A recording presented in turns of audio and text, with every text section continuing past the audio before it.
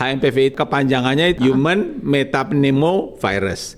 Jadi pertama dia virus, karena namanya juga ada virus kan. Nah, kenapa ada pneumonya namanya? Karena pneumo itu maksudnya paru. Jadi dia menyerang saluran napas dari saluran napas atas sampai ke saluran napas bawah di paru-paru. Itu kita tidak boleh ngomong batuk biasa, tidak ada batuk yang biasa. Semua batuk luar biasa. Itu poin pertama ya. Nah, tentunya ini bicara masalah juga ada disebut dengan strategi komunikasi risiko. Bagaimana setiap pemerintah menyampaikan, menjelaskan kepada publik secara transparan. Jadi jangan denial dulu atau menyangkal dulu, kemudian meluruskan. Nah ini yang akhirnya, ini kayaknya dia curiga timbul.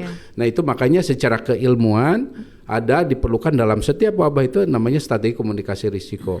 Dan itu di YARSI, di Pasca ini diajarkan. Nah karena kita diajarkan bagaimana memilih, memilah materi, termasuk medianya, termasuk juga apa yang akan disampaikan.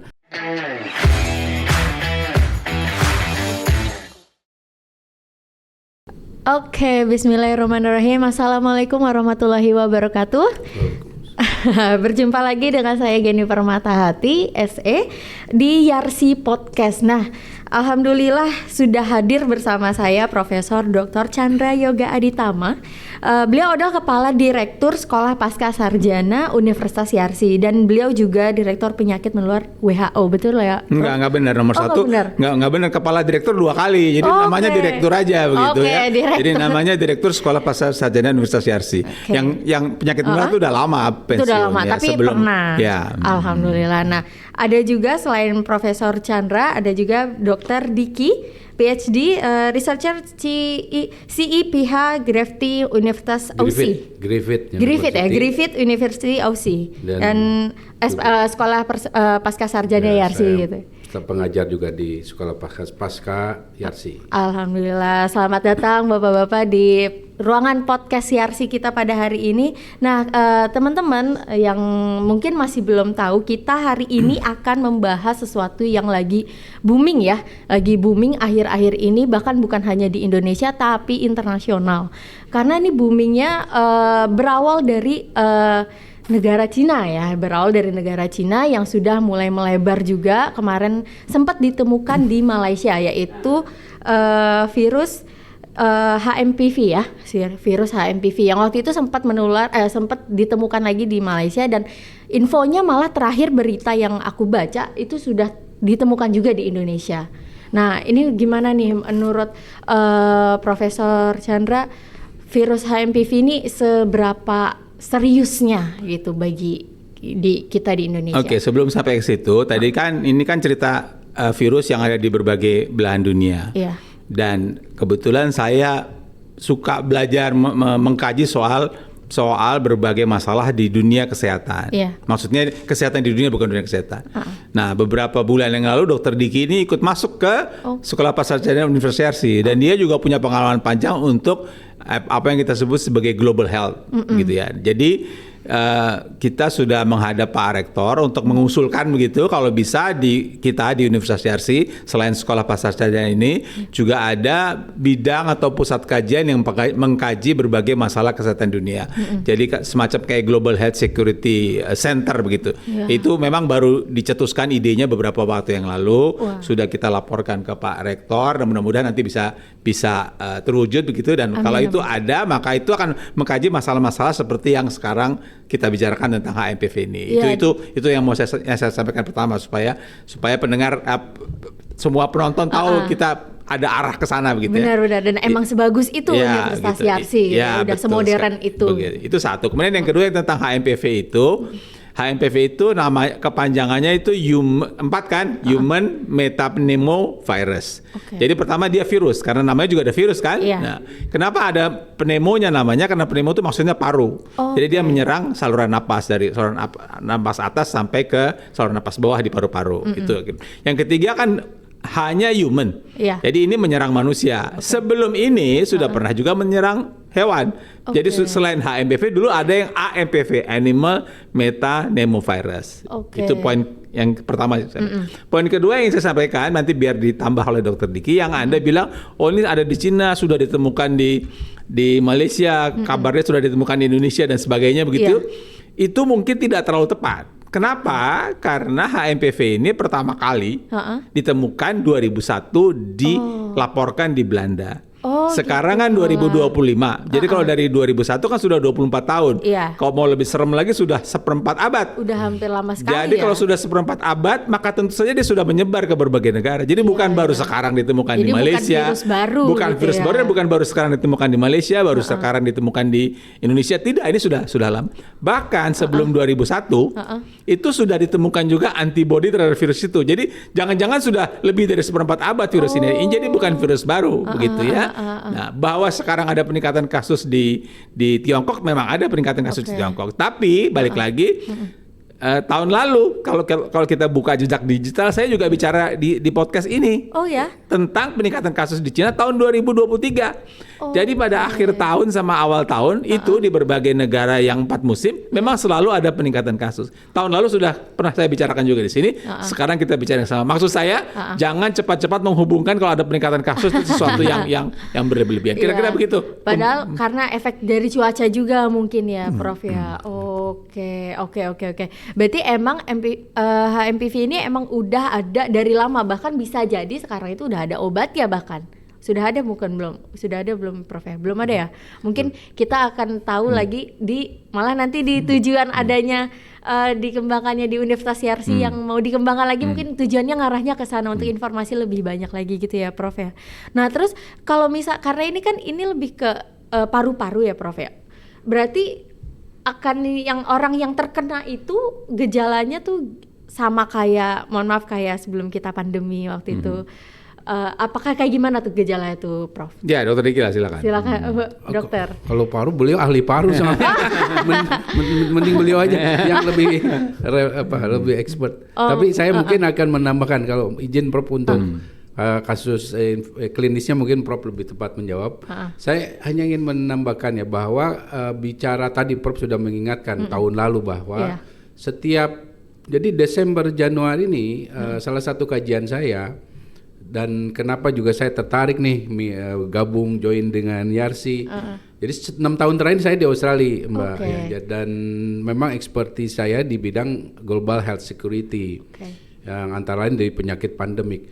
Nah, Desember Januari adalah bulan dalam 1 tahun yang memang paling kerap memicu bahkan asal muasal terjadinya wabah itu terdeteksinya banyak di situ. Antara lain, selain memang di belahan bumi utara sedang musim dingin yang membuat orang lebih kerap di dalam ruangan, jadi risiko lebih tinggi.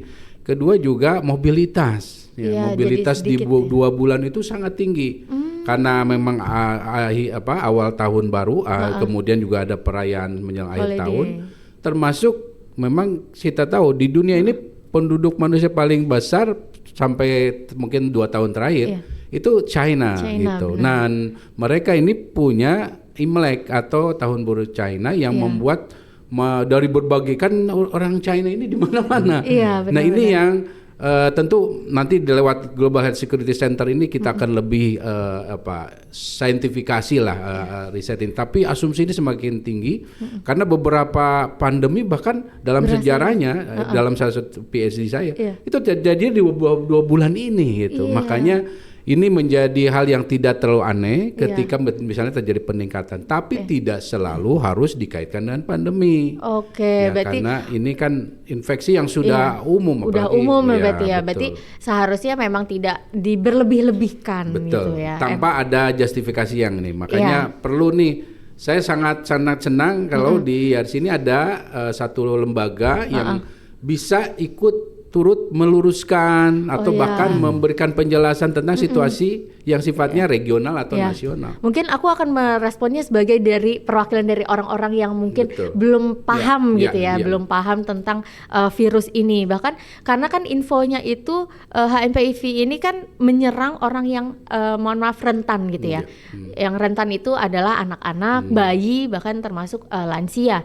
Nah, semua yang rentan ini kan agak sulit ya untuk dikendalikan. Maksudnya kalau bayi kita tidak tahu dia apakah ini batuk biasa aja atau sesak nafas biasa aja. Nah, apalagi bayi yang masih ASI gitu ya, harus penanganannya seperti apa gitu. Kalau misalnya ada maksudnya kita tuh nggak tahu perbedaannya gitu loh dok. Nah biasanya kalau yang lebih seringnya di lapangan itu gimana nih dokter, Profesor? Jadi gini, nomor satu kita mesti luruskan di acara YRC ini. Kan tadi kamu bilang batuk biasa apa sesak biasa. Tidak ada batuk biasa. Oke. Semua orang sehat tidak batuk. Oh iya benar. Jadi batuk itu benar.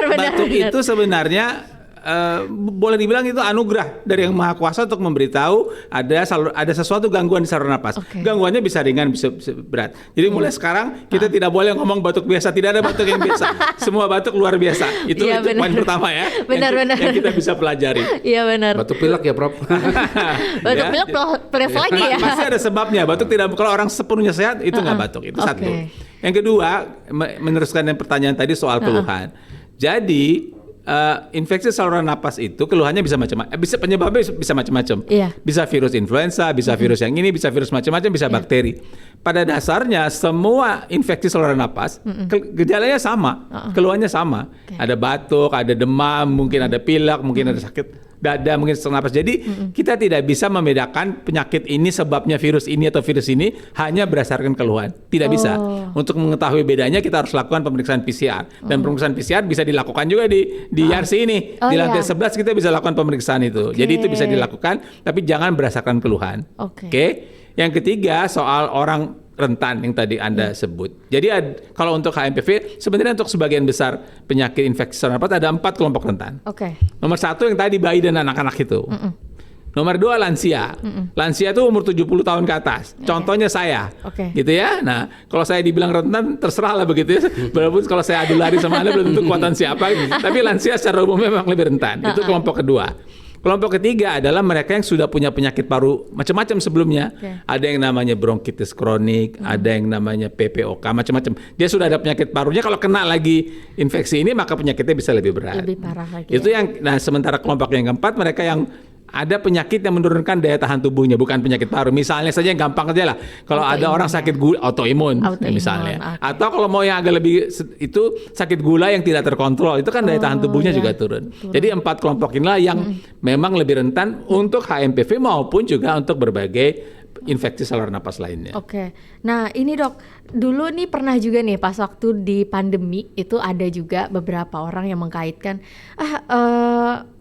pandemi ini buat-buatan aja, nggak ada ini virus kayak gini. Apalagi mohon maaf nih virus yang baru kita ini nih kan orang awam tuh baru tahu setelah tadi yang Prof katakan, baru tahu setelah pemeriksaan di lab gitu ya. Tapi bagi beberapa orang awam nggak ada, ini cuma flu biasa kok, langsung ya lagi-lagi menggunakan flu biasa gitu ya.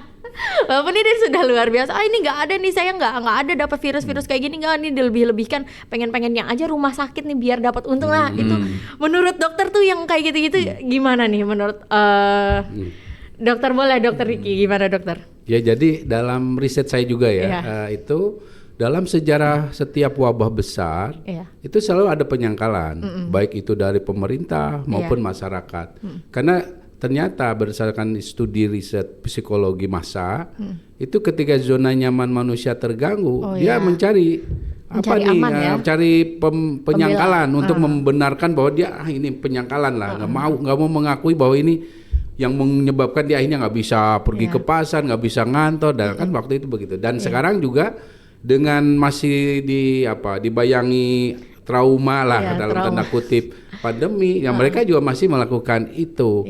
Dan ini tidak berlaku hanya pada satu kegiatan wabah penyakit, tapi juga hal yang mengganggu yang lainnya seperti misalnya terorisme. Benar. Jadi makanya jangan heran kalau di isu terorisme juga ada yang mengatakan ini skenario dan lain sebagainya. Nah tentunya ini bicara masalah juga ada disebut dengan strategi komunikasi risiko. Bagaimana setiap pemerintah menyampaikan, menjelaskan kepada publik secara transparan. Jadi jangan denial dulu atau menyangkal dulu, kemudian meluruskan. Nah ini yang akhirnya ini kayaknya dia curiga timbul. Nah itu makanya secara keilmuan diperlukan dalam setiap wabah itu namanya strategi komunikasi risiko. Dan itu di YRC, di Pasca ini diajarkan. Nah karena kita diajarkan bagaimana memilah ya, materi, termasuk medianya, termasuk juga apa yang akan disampaikan. Dan sekali lagi bicara pandemik atau apapun lah teori konspirasi, intinya kalau bicara wabah siapa yang diuntungkan? Nggak ada. Nggak ada yang diuntungkan. Kalau di riset bahkan ketika masuk pandemi dikatakan misalnya vaksin menguntung, sebetulnya enggak, karena mereka riset vaksin itu panjang puluhan tahun. Itu tekor kalau bicara secara saya dan bahasanya. Harus cepat lagi kemarin ya. Dan artinya itu banyak hal yang sebetulnya bisa dijelaskan, hanya mungkin ini yang perlu ada media yang lebih tepat, dan harapannya saya kira nanti YARSI bisa menjadi corong amin, ini. Amin. Padahal juga adanya penyakit ini tuh bukan juga cuman sebuah tidak ada yang diuntungkan juga, benar tadi kata Prof. Dan malah adanya Bapak Ibu dokter di sini malah ingin membantu gitu ya. Ingin membantu bagaimana menangani yang sudah terjadi, malah jangan sampai innalillahi jangan sampai innalillahi seperti itu, karena itu bukan cuman takdir ya gitu, tapi bagaimana kita ininya. Nah, nih Dok, tapi karena ini kan juga ada dari tadi seperti Prof Chandra bilang, dari ada orang yang rentan itu termasuk yang punya penyakit. Nah, apakah kalau misalnya orang yang rentan punya penyakit itu berarti, mohon maaf Dok, nggak bisa kemana-mana gitu? Soalnya kan kalau dari virus HMPV ini kan dia hampir sama ya kayak pandemi, dari droplet, dari penyebarannya juga ada yang cepat gitu ya. Nah, apakah orang yang rentan penyakit ini harus seperti apa untuk jaga-jaganya menurut Prof Chandra? Ya, jadi tadi kan saya bilang ada 4 yang rentan. Salah satu di antaranya lansia. Salah satu lansia itu saya. Dan saya jalan kemari kan. Jadi dengan itu saja menunjukkan bahwa tidak perlu ada pembatasan yang yang berlebihan. Tetapi memang kalau katakanlah orang rentan ini, saya ambil yang ekstrim saja. Kalau saya sekarang pergi ke daerah yang sedang tinggi kasus influenzanya, HMPV atau apapun juga, tentu saya harus ekstra hati-hati. Gitu, karena saya risikonya tinggi. Tapi kalau sekarang saya ada di Jakarta, saya mau jalan-jalan tentu baik-baik saja. Itu satu. Dan yang kedua, kalau di sekitar saya atau di sekitar anak-anak atau di sekitar orang yang sakit ini ada yang sakit, maka tentu jangan kontak langsung dengan orang yang sakit itu. Jadi ada upaya-upaya yang bisa kita lakukan. Yang ketiga, tentu yang kelompok yang rentan, walaupun sebenarnya ini semua juga begitu ya. Kalau orang yang rentan ini kebetulan memang oleh petugas kesehatan diharuskan menggunakan obat tertentu, bukan untuk penyakit ini, untuk penyakit yang lain, obat itu harus digunakan secara tepat. Kalau dia harus kontrol gula darah atau apapun, itu dilakukan secara baik untuk kelompok ini dan juga sebenarnya kelompok yang lain. Dan yang keempat, ini sebenarnya semacam kayak penutup, pola hidup bersih dan sehat itu harus dilakukan. Ekstrim pentingnya adalah pada 4 kelompok rentan ini, walaupun semua kita tentu harus melakukan pola hidup bersih dan sehat. Untuk yang 4 kelompok, jadi anak, lansia, berpenyakit tentu harus memberi effort yang besar untuk menjaga kesehatannya. Kalau dari Dokter Diki gimana? Ya, sekali lagi jangan ada semacam anggapan dikit-dikit akhirnya jadi harus membatasi. Ada orang yang terlalu aware gitu ya, sangat amat aware. Bagus ya, untuk tadi seperti disampaikan Prof. Hanya sekali lagi jangan mudah terpengaruh atau menerima tadi informasi yang belum nggak jelas sumbernya ya. Karena sekali lagi kalau saya ingin sarankan di Indonesia, kalau mendapat informasi kalau nggak dari pemerintah dalam hal ini Kementerian Kesehatan, ya dari lembaga pendidikan seperti hanya dari YARSI ini ya. Dan ini yang artinya melalui podcastnya ataupun para ahlinya. Nah ini yang harus jadi acuan, belajar lah kita dari masa pandemi. Dan sekali lagi di China sendiri sebenarnya data surveillance ya, saya epidemiolog juga nih, di China maupun Malaysia yang negara tetangga kita ataupun Singapura bahkan Amerika, sebenarnya kasusnya tidak ada yang berubah, bahkan dalam mungkin di sebelum pandemi ataupun 2 tahun terakhir setelah pandemi. Artinya yang terjadi ini juga ada blow up media ya, yang artinya ya ada mungkin hal-hal lain yang menurut saya ambil sisi positifnya, jadi ada lebih kewaspadaan, penyadaran bahwa tadi yang disampaikan oleh Prof Chandra, ya udah perilaku hidup bersih sehat dengan segala macamnya itu 5M lah apapun itu jangan ditinggalkan, karena dunia ini makin rentan, makin rawan, potensi pandemi makin kerap besar risikonya terjadi. Makanya perlu ada Center Global Security di YARSI. Wah, amin. Semoga itu bisa tetap bisa terlaksana. Amin. Dan bisa jadi pusatnya, bahkan kalau bisa dari seluruh Indonesia pusatnya bisa jadi di sini. Amin. Nah, terakhir nih, Dok dan Profesor, ini tadi kan bahas tentang yang rentan ya. Ini bahasnya yang tidak rentan. Nah, berarti kan kalau yang tidak rentan ini masa orang akan apakah nggak masalah kalau bodoh amat aja? Misalnya kita banyak nih yang teman-teman yang bekerja pergi pagi pulang malam gitu, yang ada mungkin sakit, mulai tidak enak badan, apalagi sekarang cuaca yang tidak menentu. Sekarang pagi panas, taunya malam-malam langsung hujan gitu kan. Langsung tidak enak badan. Apakah sejauh mana sampai titik mana kita bisa melacak itu, kita bisa ikut ke lab, maksudnya tes itu apakah ini ada virus HMPV atau tadi bakteri, bahkan sejauh mana untuk kita bukan yang rentan ya, tapi yang biasa gitu. Ya, biasa bahasa aku. Bagaimana dokter? Atau Prof Chandra? Saya mungkin dari sisi data dulu ya begitu. Alright. Jadi kalau kaitan dengan HMPV ya memang riset sejauh ini fokusnya banyak yang tadi disampaikan Prof Chandra tadi, anak, lansia dan orang yang dengan gangguan imunitas. Jadi pada orang dewasa atau dewasa muda umumnya masih sedikit. Itu pun karena mereka masih beranggapan dampaknya nggak terlalu kentara. Nah ini yang artinya perlu ada riset-riset berikut ya. Dan karena data awal tahun 2024 itu ada surveillance Asia Afrika nih, namanya PERCH lah gitu ya, kurang lebih, yang depannya tuh pneumonia sebetulnya, infeksi tapi umum pada populasi umum. Itu ternyata orang dewasa pun punya risiko untuk masuk rumah sakit karena kaitan dengan HMPV ini, walaupun kecil, hanya 3%-an kurang lebih.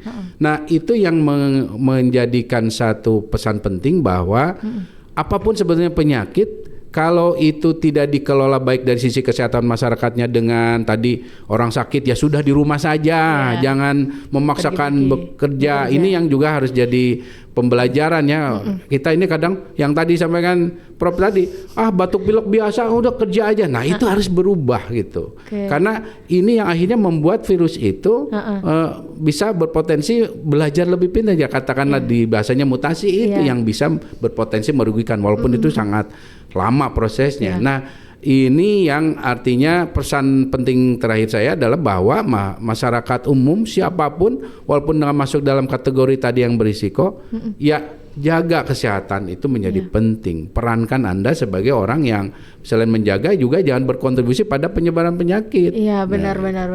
Walaupun kita tidak tahu ini penyakit yang ada dalam diri kita ini apa gitu ya, tapi setidaknya kalau lagi sakit ya istirahat dulu.